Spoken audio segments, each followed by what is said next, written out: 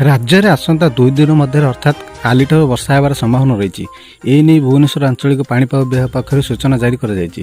ପଶ୍ଚିମା ଝଡ଼ ପ୍ରଭାବରେ ରାଜ୍ୟରେ ବର୍ଷା ହେବା ସମ୍ଭାବନା ରହିଛି ବୋଲି କୁହାଯାଇଛି। ଫଳରେ ଆସନ୍ତା 20 ଓ 21 ତାରିଖରେ କିଛି ଜିଲ୍ଲାରେ ହାଲୁକାରୁ ମଧ୍ୟମ ଧରଣର ବର୍ଷା ହେବ ବୋଲି ଆଶଙ୍କା କରାଯାଇଛି। ତେବେ ଭିଡ଼ିଓଟି ସମ୍ପୂର୍ଣ୍ଣ ଅପଡେଟ୍ ଜାଣିବା।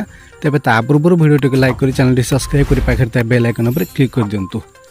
ତେବେ ପାଣିପାଗ ବିଭାଗ ଅନୁଯାୟୀ 20 ତାରିଖରେ ଗଞ୍ଜାମ, ଗଜପତି, କୋରାପୁଟ, ମାଲକାନଗିରି, ରାୟଗଡ଼ା, କନ୍ଧମାଳ, ନବରଙ୍ଗପୁର, କଳାହାଣ୍ଡି, ସୁନ୍ଦରଗଡ଼, କେଉଁଝର, ମୟୂରଭଞ୍ଜ, ବାଲେଶ୍ୱର ଓ ପୁରୀ ଜିଲ୍ଲାରେ ହାଲୁକାରୁ ମଧ୍ୟମ ଧରଣର ବର୍ଷା ହେବ।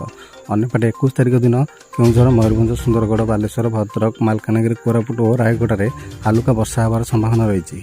ଯାଜପୁର, କେନ୍ଦ୍ରାପଡ଼ା, ଜଗତସିଂହପୁର, ନବରଙ୍ଗପୁର, କଳାହାଣ୍ଡି, କନ୍ଧମାଳ, ଝାରସୁଗୁଡ଼ା, ଦେବଗଡ଼ ଓ ଦକ୍ଷିଣ ଉପକୂଳ ଓଡ଼ିଶାରେ ମଧ୍ୟ କିଛି ସ୍ଥାନରେ ବର୍ଷା ହୋଇପାରେ ବୋଲି ଆଞ୍ଚଳିକ ପାଣିପାଗ ବିଜ୍ଞାନ କେନ୍ଦ୍ର ପକ୍ଷରୁ କୁହାଯାଇଛି। ତେବେ ବର୍ଷା କାରଣରୁ ଆଗାମୀ 3 ରୁ 4 ଦିନ ଯାଏଁ ରାତିର ତାପମାତ୍ରା ବିଶେଷ ପରିବର୍ତ୍ତନ ହେବ ନାହିଁ, କିନ୍ତୁ ପରବର୍ତ୍ତୀ ସମୟରେ ରାତିର ତାପମାତ୍ରା 2 ରୁ 4 ଡିଗ୍ରୀ ହ୍ରାସ ପାଇବା ସମ୍ଭାବନା ରହିଛି। ବାତ୍ୟା ମିଥିଲି ବାଂଲାଦେଶ ଅତିକ୍ରମ କରିଥିବା ବେଳେ ଓଡ଼ିଶାରେ ଏହାର ସିଧାସଳଖ କୌଣସି ପ୍ରଭାବ ପଡ଼ିନାହିଁ।